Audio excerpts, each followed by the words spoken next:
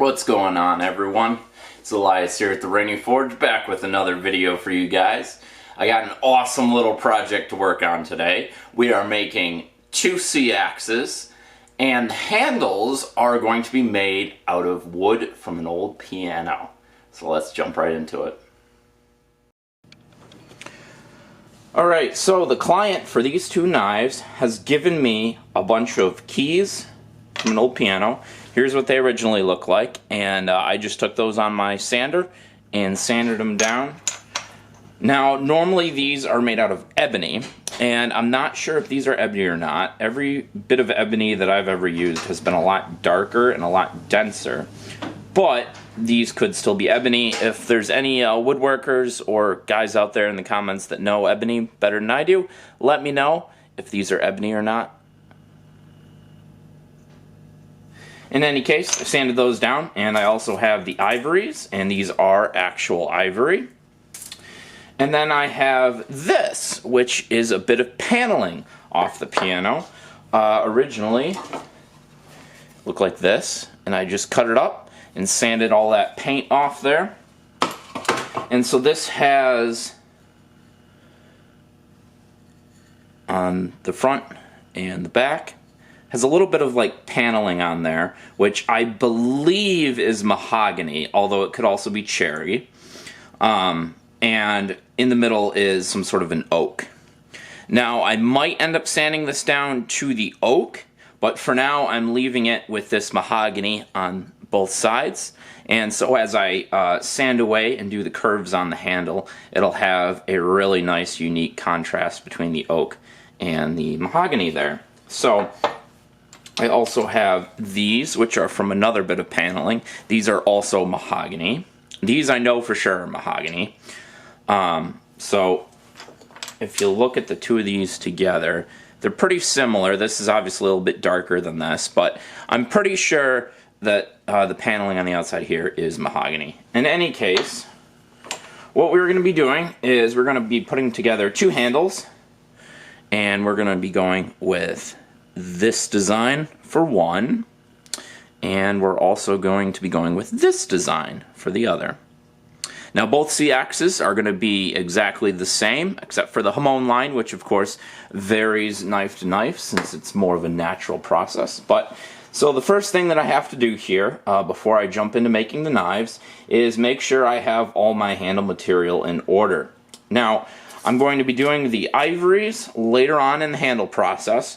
We're actually going to take the handle over the bandsaw once it's attached on the knife and cut little grooves for these ivories to stick in there, just because these are super brittle and I don't want them to break in the process of me cutting out the handle. But so if we look at our first pattern here, what I want to do is take two of my keys and glue them together with wood glue and let that dry. And then when we cut this main chunk of handle up, they'll sit on there, and they are just about the exact thickness that I'm looking for. And then I also have that nice center line in the middle there, which I'll be able to scribe down and cut my handle into two pieces once I drill the holes for pins. So the first step is I've got 4 sets of these black keys that we're just going to glue together with some wood glue. So a tip for you guys, whenever you're gluing any type of wood or resin or whatever together, make sure you, I've got my wood glue here, make sure you put a nice little line, and you want to do both sides of whatever you're gluing, because you want to make sure that glue completely covers the whole surface area of your pieces. So I just use my finger, just make sure it covers nice. Do the other one. And I've just got a rag, wipe my finger off here real quick. So now that you've got glue on both sides, when you go to put your two pieces together, you'll have a better, tighter bond, because your wood glue is going to bond the best with itself. Just like everything in the world, materials always bond the best with themselves. So wood glue on both sides push things together nice and tight. Now you can use clamps if you want a really nice tight seal. And in fact, I think on these I have just enough clamps. I'm going to go ahead and clamp all of these. But I'm going to do all 4 sets of these. And then while these are drying, we can hop right over and work on the blades.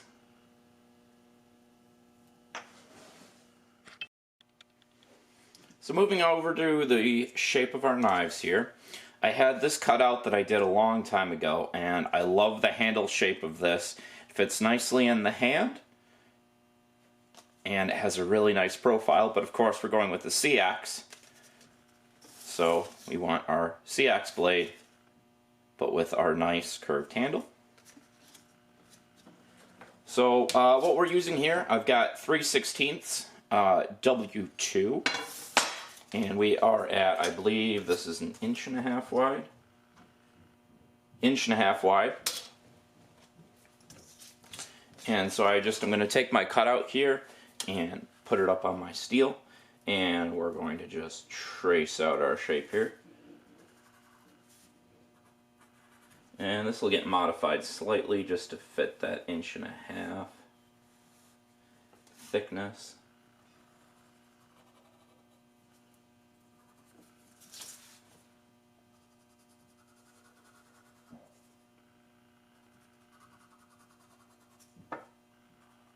And I'm not sure yet where our pins are going to go. Somewhere, I think somewhere like right in here and one back here. And then we're going to have our choil here. And our nice strong Seax blade. And then we're also going to put some gimping in the spine. Make things look pretty. We'll see how advanced I want to go in the gimping once we get to that point. But for now, this is going to be our shape. And so we're going to cut that out, and then I'm going to take it over to the grinder and grind these nice handle grooves in. And then once we're done with that, I'm going to take my blank over and trace it out again on what's left of our steel here to make the second one. So first things first, we'll go out and chop this up.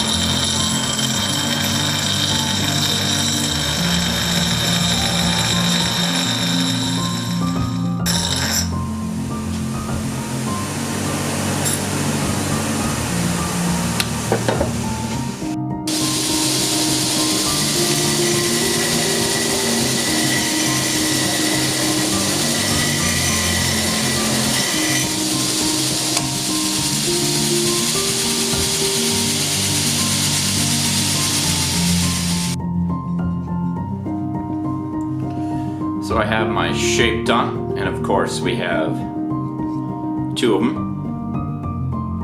So I have these, the face of these knives at 60 grit, but we're going to hop back over to 36 grit and grind in our bevels.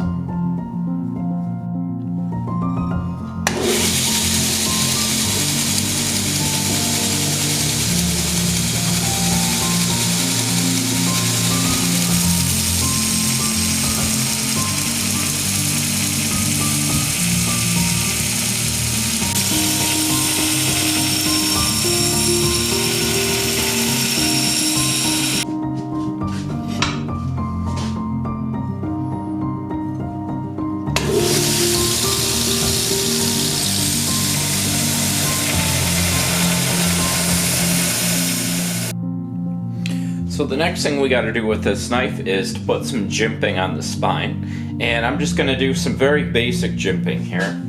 I've got my Dremel, and we've got a Dremel bit on there, a little conical bit.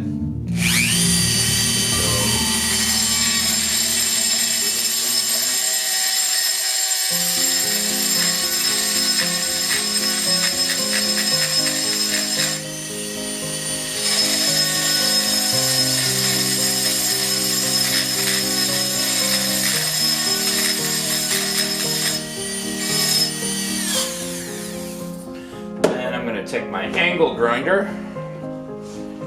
and untangle the cord here. And then I'm going to make a notch right here, and then we're going to repeat our little grooves on this side, and then do another notch, and so on and so forth, about 3/4 or so of the way down the blade.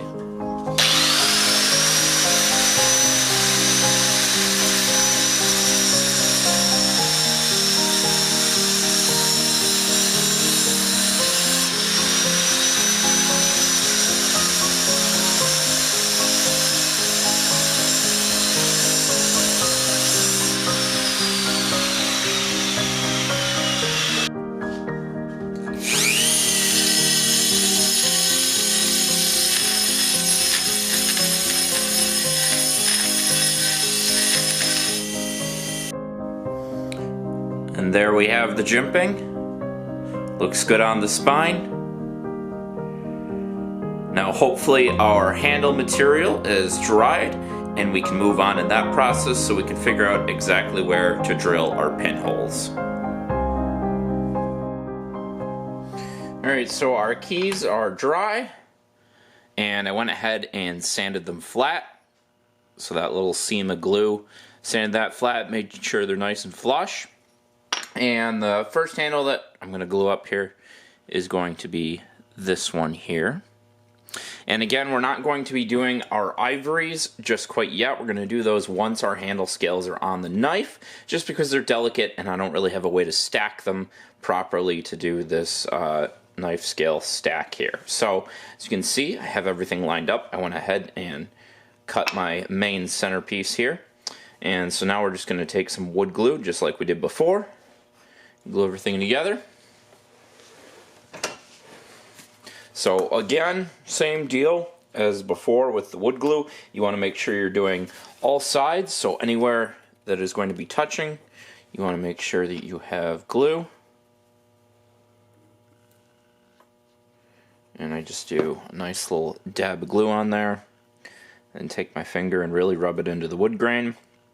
Now I recommend with wood, epoxy resin, plastic, acrylic, whatever material you're using here, make sure you sand that to a really rough grit, so like a 60 grit or lower, and that just really gives something for the glue to grab. Gives you a much better connection. You can see just that little bit of glue there, and it's solid, and I haven't even clamped it or anything. It's solid. It ain't going nowhere. So just do the next piece here.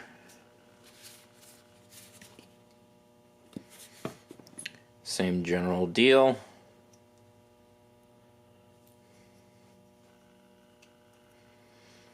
A little bit more here. So if you out there watching, either on YouTube or Rumble, if you would like an awesome custom knife made with some interesting, unique handle material that you might have lying around, or you have like an old file or something that's high carbon steel that you want a knife made out of, please reach out to me directly. You can either send me an email, reach out to me over on Facebook, over on Etsy, whatever's easiest for you. And I'll have links in the description to all of my social media and my website. So there we go, there's that. And I'm not even going to clamp it. I don't really need to. Everything's going to hold together tight. And it's nice and solid. So just going to clean off my workspace here and let this sit for a couple hours nice and flat. I'm going to go up and glue the other handle together as well. And then we can figure out exactly where our pinholes are going to be on our knives. I've got this still glued together and drying, but I can go ahead and figure out where my pinholes are going to be on the knife. So I'm going to kind of line the knife up where I think it's going to sit.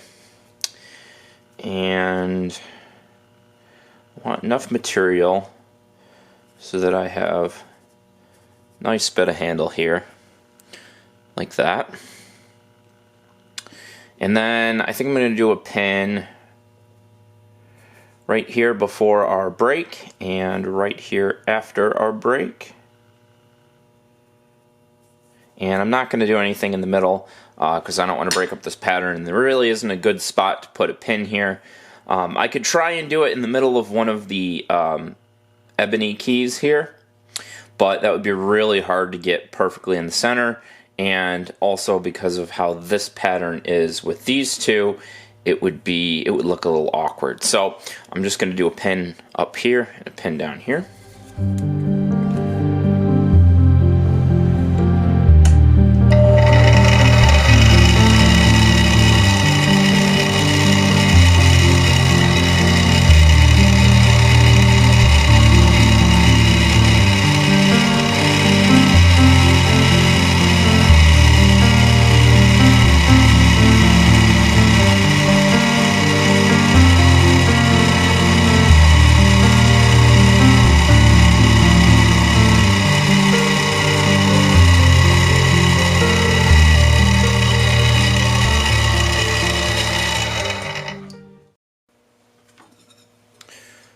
There's our holes drilled in the knife, and I'm actually going to be doing a video in the near future on how to sharpen drill bits, so stay tuned for that in my tips and tricks for the knife maker series. But we're going to go ahead and do the hamon line on this knife. Now, if you haven't watched any of my other videos before, hamon line is a traditional Japanese technique where we put furnace cement, or in this case satinite, on the spine of the knife during heat treatment, and then we dip it in acid to reveal a beautiful clad line. Now, this technique also allows for a nice hardened razor sharp edge with a softer spine for added durability. So what I'm going to do here is I'm going to do a wire wrap hamon line. So I have some steel wire here, and what I like to do is I like to use the first pinhole there as a little bit of an anchor. And then we're just going to pull this wire nice and tight and go all the way down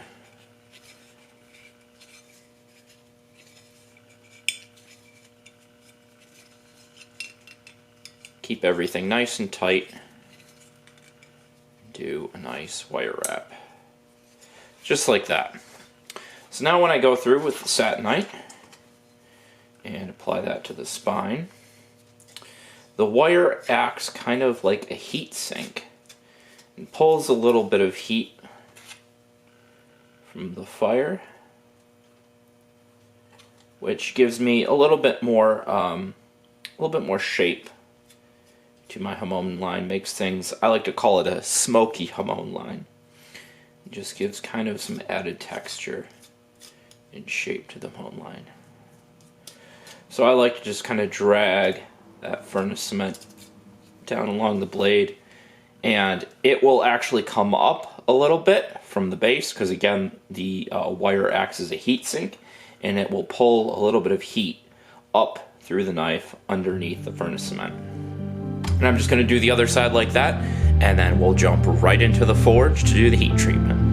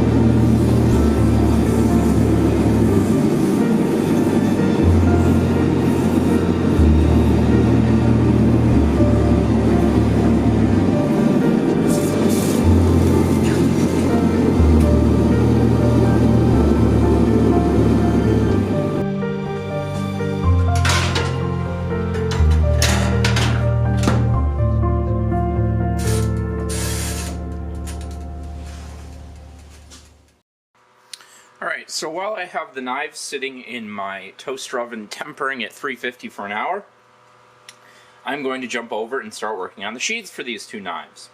Now, while the customer was in the workshop dropping off all of the bits of piano for me to use for the handle, she happened to see this sheath that I had done.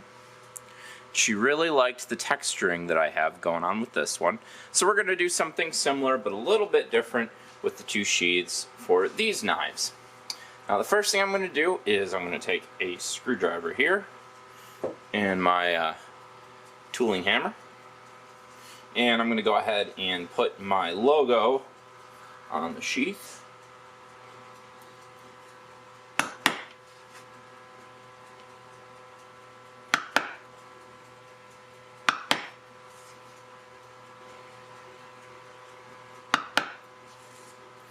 So there's my little maker's mark.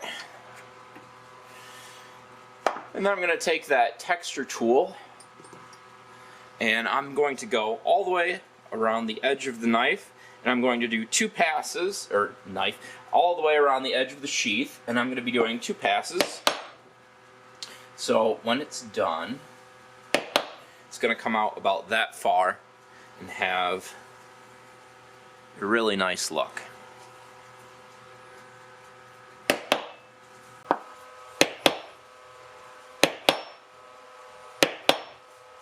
And I'm just turning this tool as I hammer to break up that pattern,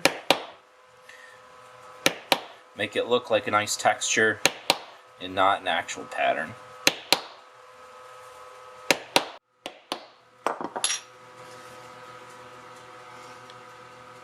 So now I'm just going to do something similar on the belt loop, and then I'm going to repeat it for the second sheath, and then let everything sit and dry before we go ahead and throw some dye on here.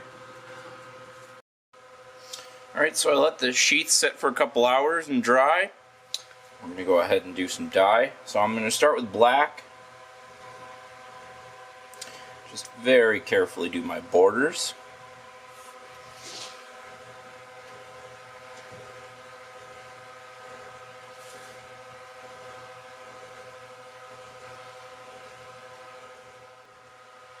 However, I still want to take my time, just get into the natural habit of going slow, doing nice, clean, crisp borders.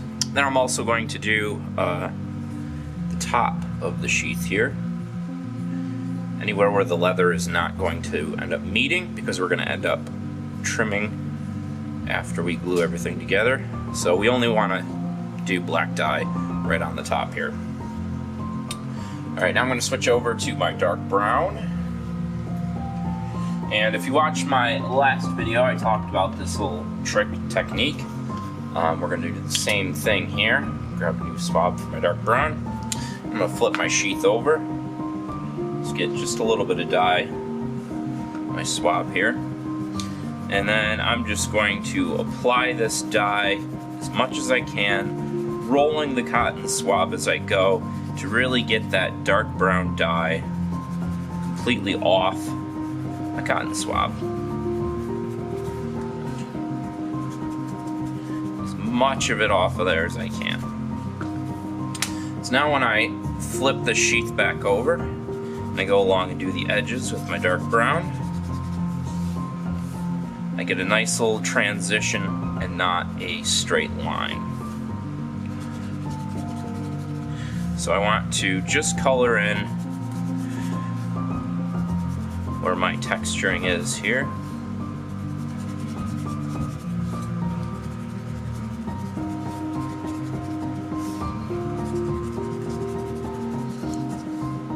I don't have to go perfectly to the edge of the texturing, but I want to get as much of it covered as I can here. So we're looking like that.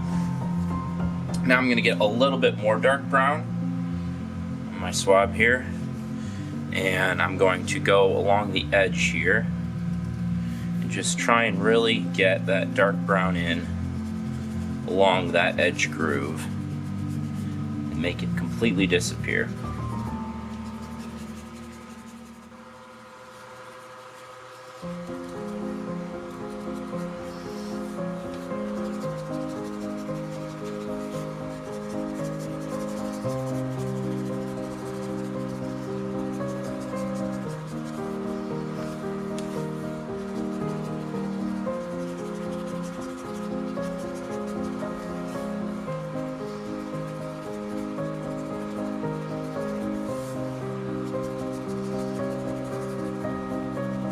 Just like that. Now I'm going to close up this dark brown and set that aside just for a second. Switch over to our light brown dye.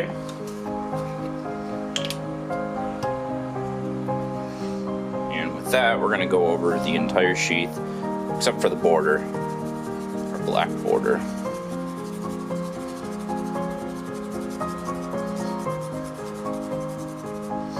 And when you add more dye, make sure you start on the edge and then work your way in. Wherever you first put that cotton swab down tends to be the darkest. So if we start in the center of the sheath, you'll have a little dark spot in the center, which is noticeable. But you can blend that in if it happens, but it's better to just avoid that in the first place. Make sure that our center is as light as we can get it.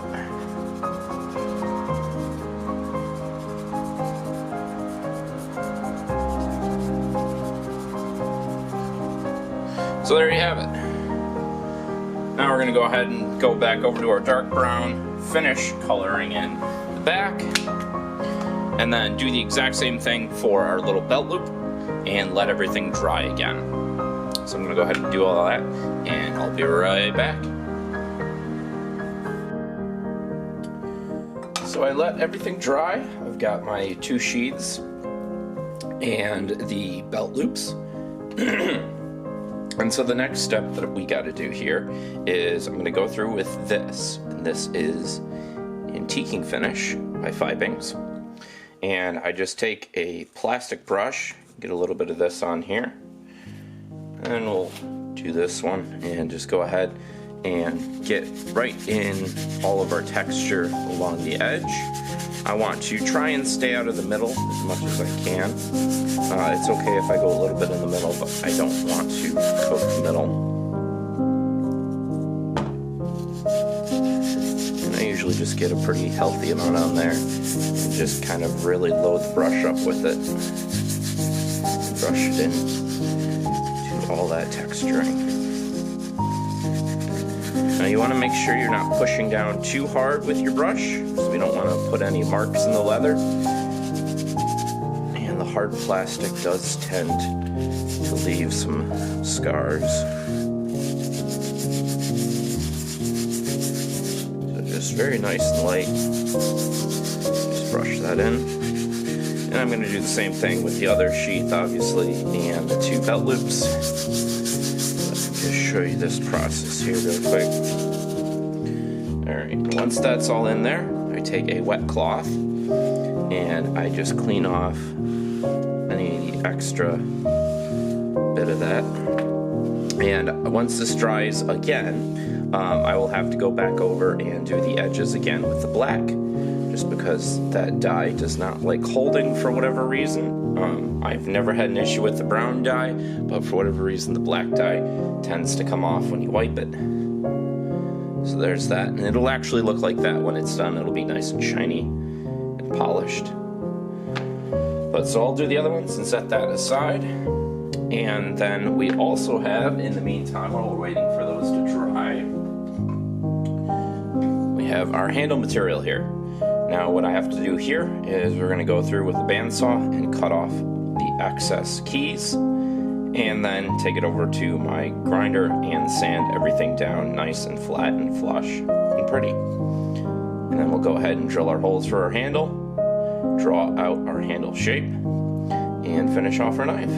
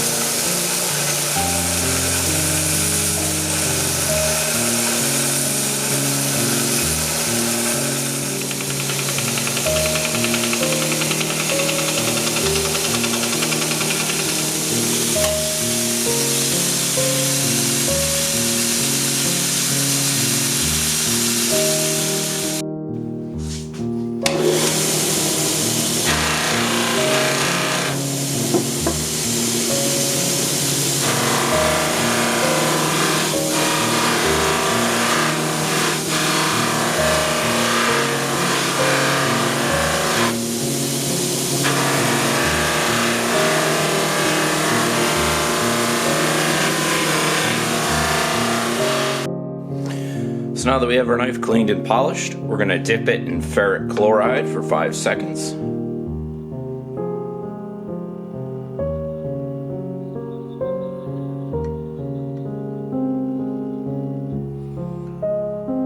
And we'll go ahead and clean that off. So there's the knife after the acid's been washed off. Now we're going to go with our heavy duty rubbing compound number 7. And just wipe off all the oxides that are left.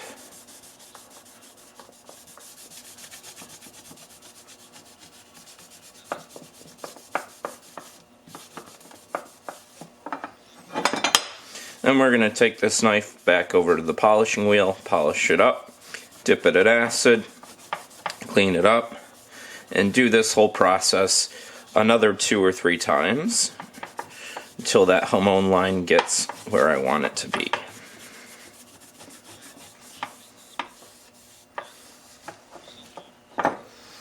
There you can just see that hamon line there. Really looks pretty on this side.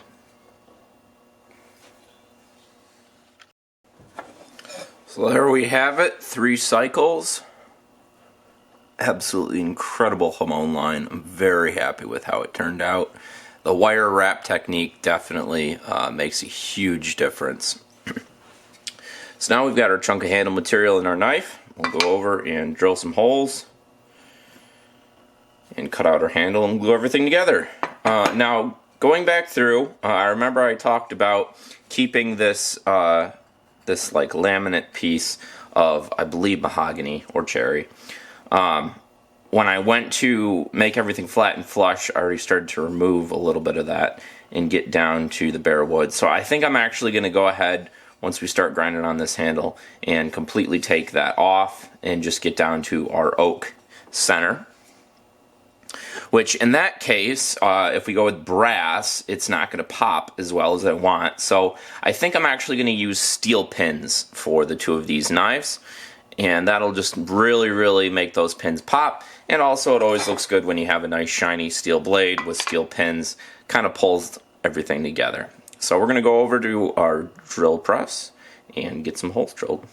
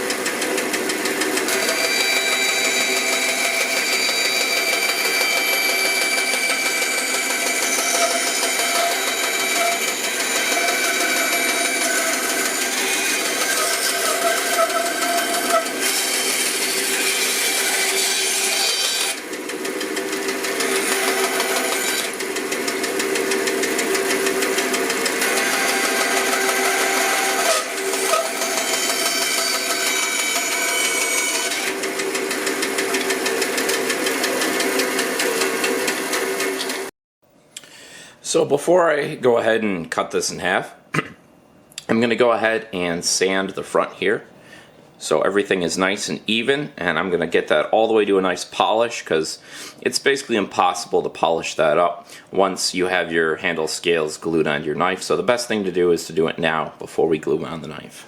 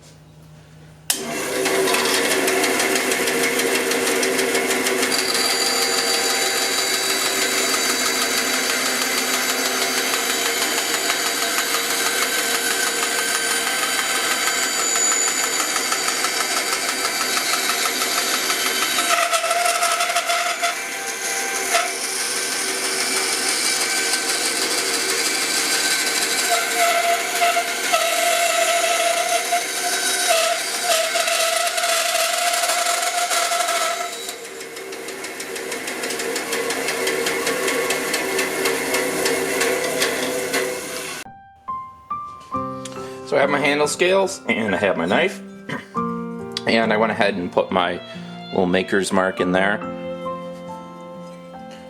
That tip is sharp. Alright, so I'm going to go ahead with my 2-part epoxy and put a bit on the handle scales here. Now I find when I said when you're doing the handle material and you want to make sure you glue both sides so you have glue and glue touching, I find that's not as necessary when you're doing handle scales for whatever reason. I think it's probably because I clamp everything down after the fact, but I've never found the need to apply epoxy to the handle scales and to the knife. But you do want to make sure you have a good amount of epoxy on your handle scales. I get this stuff just off of Amazon. It's just a 5-minute epoxy, and it does not like the cold at all. It solidifies quite a bit in the cold, makes it a little bit hard to use, but put some elbow grease in there and make it work. So you want to make sure it's mixed up thoroughly, and then I'm just going to apply that to the entire surface of my handle scales here. Now I'm actually going to put that laminate piece down onto the handle, since I would end up just grinding through it anyway. And when I have it facing down, I might have to put a little bit more epoxy on this one. When I have it facing down on the handle scales, it's going to have this really cool line when it's finished where that laminate is. You can see that. Just mix this one up. Then I've got my steel pins, and I'm just going to go ahead and coat those in epoxy as well. Give them a nice roll. Make sure they're completely covered so that when they go in the pinholes, the epoxy grabs the wood nice as well as the steel.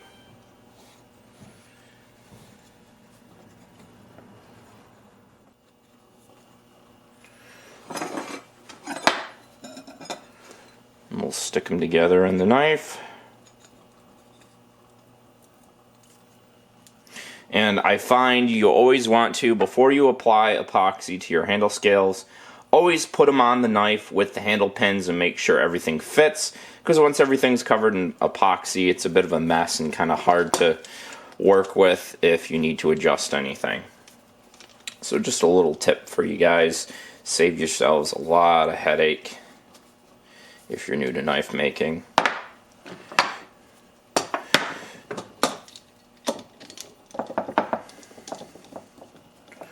Just clamp this down really good. These are good Jorgensen clamps.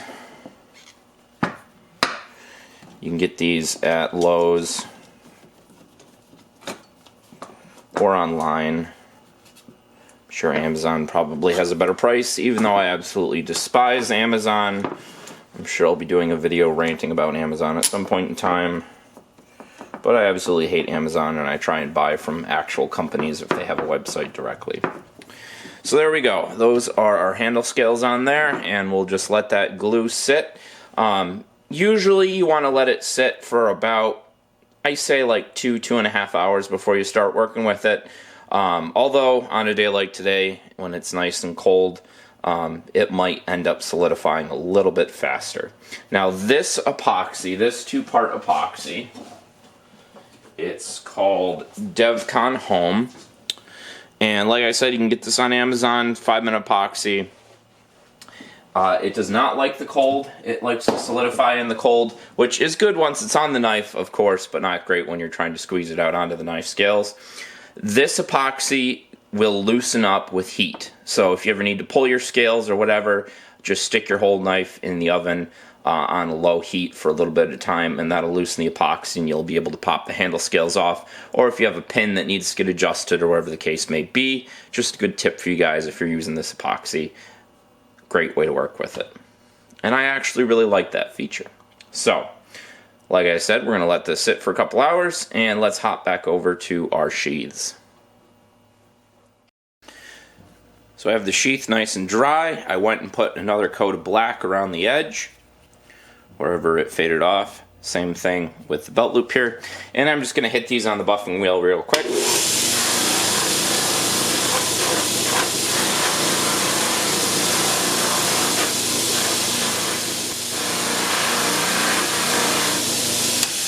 You don't want to press down too much or else you will take that die off. So I just gave them a very light touch up, make everything nice and shiny. And I'll actually be doing that process again once the knife is, or excuse me, once the sheath is all glued up and ready to go. But for now, I'm going to glue this belt loop on the top here, clamp it together, then it's going to get folded over, clamped, glued, everything's going to get sewn up, and then we'll fold the whole sheath up, glue it, and sew it. I don't know how much of that I'll show you guys in this video, but just some tips and tricks for you there for doing the sheath.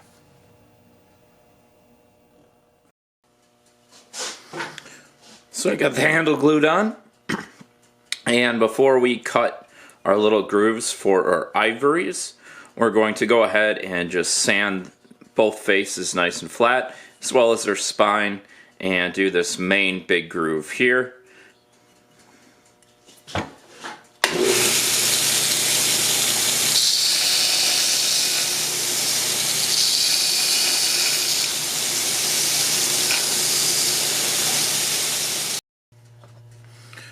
So there's everything nice and flush and cleaned. And we are again going with this pattern. So luckily I don't have to scribe any straight lines since I already have straight lines. But we're just going to go over to the bandsaw and cut right down that line there and right down that line there so that we can stick our little pieces of ivory in there and glue everything up.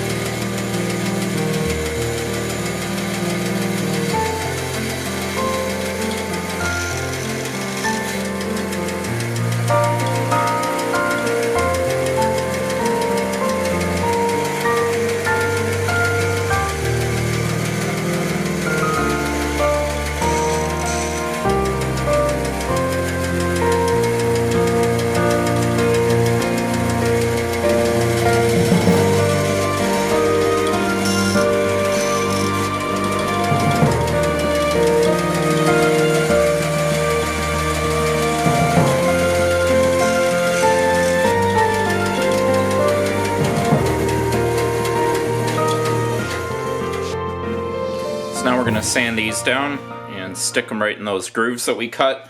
I might actually have to double stack them. Yeah, I'm going to double stack them to get them to fit in there nice and fill up the space. And then we have that really nice contrast of the white.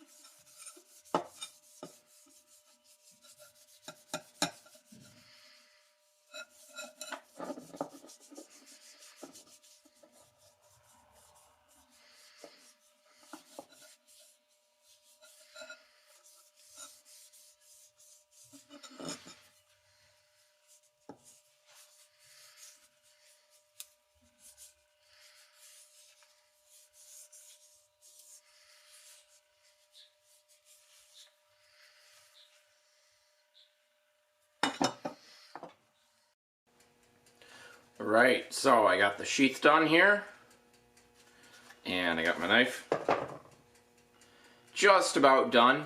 The only thing that I have to do left here is put an edge on our blade, and I haven't done that on camera in a while, so I'm just going to show you guys how I put an edge on a knife. So we're starting here with a 60 grit belt because I left a very nice thick edge here. Now if you have a much thinner edge on your knife, usually you'd start at a 120 or 220 belt. But because I have a lot of material here that we need to remove, we're going to start with 60. And I'm just going to turn my belt grinder on here, and we want to keep that knife at about a 15 to 20 degree angle is what I usually do. Now you can go for a 40 if you want, or a 45. That's kind of more of a commercial edge that you see on pocket knives. I prefer like a 15 or a 20, which is usually about somewhere in there. Once we're done with that, on the 60 grit, we'll move over to the 120, the 220, and then 400 grit. And then we'll go over and do some work on a whetstone and talk to you guys about whetstones a little bit. So here we go.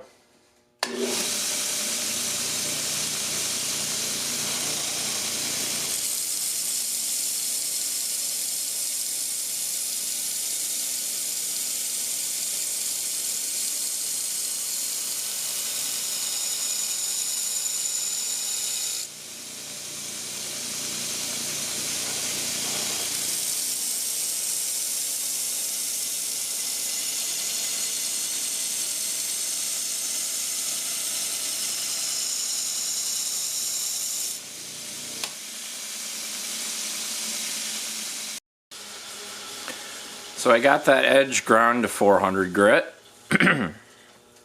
and we've got a little bit of a burr on here, which is normal. You always get that when you're belt sanding an edge. But so now we want to jump over to my whetstone and take that burr off and get her nice and shaving sharp. But first, a little talk about whetstones. So here's a little tip for you guys when it comes to whetstones. If you're in the market for a whetstone, whether it's a water-based whetstone or an oil-based whetstone, and you don't have one yet, I highly, highly recommend do some research, make sure you know what you're getting. Anything that's usually less than $100 is going to be pretty much garbage. It might work for you a little bit, but you're not going to be able to get a shaving sharp knife with a whetstone that's under $100 typically. Now I went on Amazon a couple years back, and I bought these whetstones, and these are Curie brand whetstones, and I thought they had a pretty good price on them. It was like 50 bucks for a set, and it was this cool like Japanese brand, and if you don't know, I'm a quarter Okinawan, so anything Japanese I'm all over. And I looked into the company, and they were based in Japan, they weren't based in China. And so I thought to myself, alright, these are probably some good whetstones, I'll buy these. And I was using them and using them and using them, and for whatever reason, I would start with a knife that could cut paper, but it couldn't shave. And I would bring it over to my whetstone, and I would work and work and work and work and work, and then I'd go to cut the paper again, and all of a sudden it wouldn't even cut the paper, and it was dull. And I'm like, what the hell is going on here? So finally I did some research, and I watched some YouTube videos, and I found out that all of these whetstones that you get online for less than $100 are the exact same whetstone. It doesn't matter what brand it is, they are all the exact same whetstones, and they do not work. They are soft. They are soft, soft, soft. And all they end up doing is allowing for your blade to dig into the stone, which then dulls the blade, dulls the knife. They're crap, they're garbage, and unfortunately, whetstones are a huge scam in the world. It's like two companies that make these whetstones, and then they sell them to other companies who then put their logo or their coloring, their numbering and lettering on these things, and then resell them as functioning whetstones, but they're actually quite shit. Now, I highly recommend, if you don't want to spend more than $100 or do the research on a whetstone, do some yard selling, go to some barn sales, some garage sales, maybe even eBay, and pick up an actual whetstone. So what I use here is I have two whetstones. I have an extra fine grit and a regular fine grit. And these were actually sitting in the barn of my grandparents' place, and I got these years and years ago, and I know that these are actual, real, authentic whetstones, and this is all that I use now. I use this stone to start with, and then I go over to the other one to finish, and I can consistently get a hair-popping, razor-sharp edge on any one of my knives using just these two whetstones. So, you might get lucky, you might find something at a barn sale. Now, the technique when it comes to a whetstone, not a lot of people know how to use them, and that's okay. It's a whole process. It takes a lot of time. That's why there's guys that charge literally hundreds of dollars to sharpen knives with their whetstones. It's pretty straightforward, pretty simple. You have your edge here, and you're going to take your whetstone. In this case, I'm just going to demonstrate with a shitty whetstone, but you take your whetstone, and you find that angle that your edge is at, and then you just go down the stone, moving your whole arm down the stone. You don't want to move your wrist because you'll adjust the angle and mess up your edge. So you want to find that angle, keep it, hold it with a nice strong wrist, and just move your arm along the stone. And I will demonstrate actually sharpening this knife on my actual whetstones. So like I said, the technique, you want to find that angle, and I start with the side that has the burr on it, and apply just a little bit of pressure, not too much, and without moving your wrists, just slide down that stone. It's almost like you're pushing out. Like if you were to hold a ball or a basketball or something, and just kind of push it out in front of you away from your body. Same kind of motion that you want to have going on here. And then you flip it over, and then you do the reverse. You pull it into yourself. Again, without changing your wrists at all. You don't want to mess up that angle. And it's a whole process. It takes a lot of time to get really good at. But even in the short amount of time that I've been doing this for, like I said, I can consistently get shaving sharp, hair popping edges on my knives.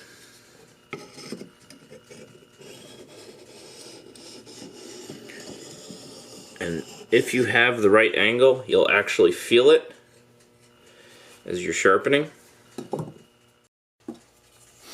And every once in a while, I go through with a rag, and I just clean off my stone. So any little bits of metal, you can see how dark that is on the rag. All those little bits of metal that are on top of the stone, we want to wipe those off so they don't get in the way. Apply some more oil, and this is what I put on all my knives to prevent them from rusting, and it also works great on the whetstone.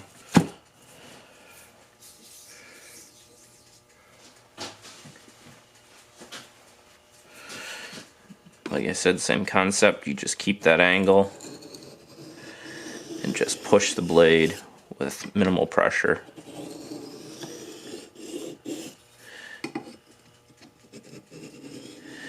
Just go back and forth.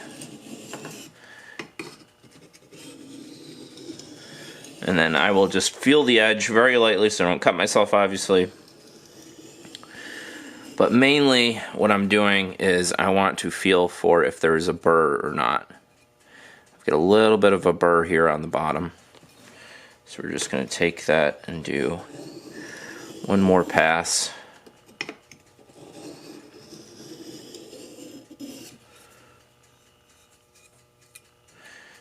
You can always feel it with your fingernail too. But that edge feels pretty good. I'm thinking she's shaving sharp already, but we'll finish it on the ultra-fine stone just to make sure that that edge is nice and hair-popping sharp.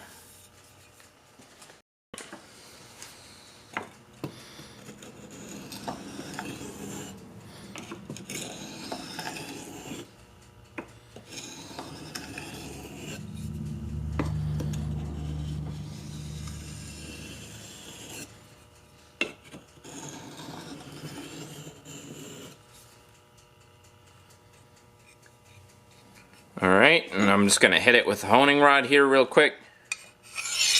If there's any kind of a burr left on the very edge, this will take that off. Just make sure you're keeping that angle.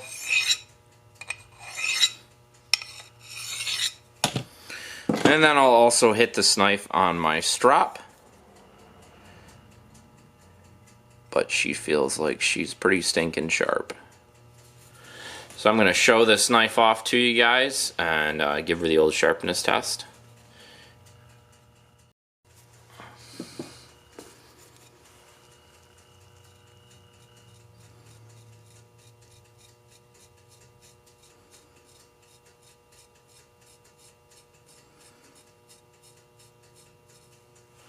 Nice and shaving sharp.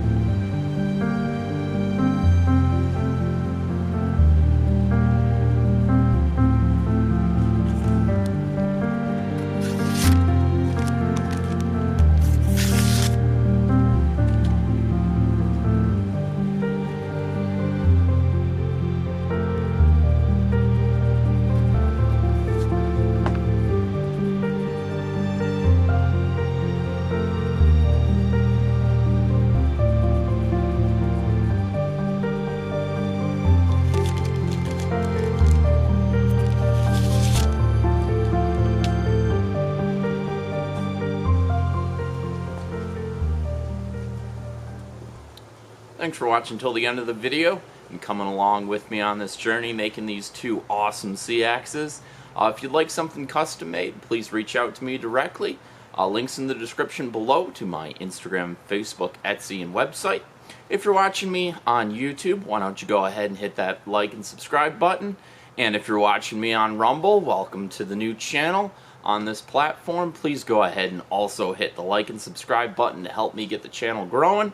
Thanks again for watching, and as always, until next time, keep on keeping on.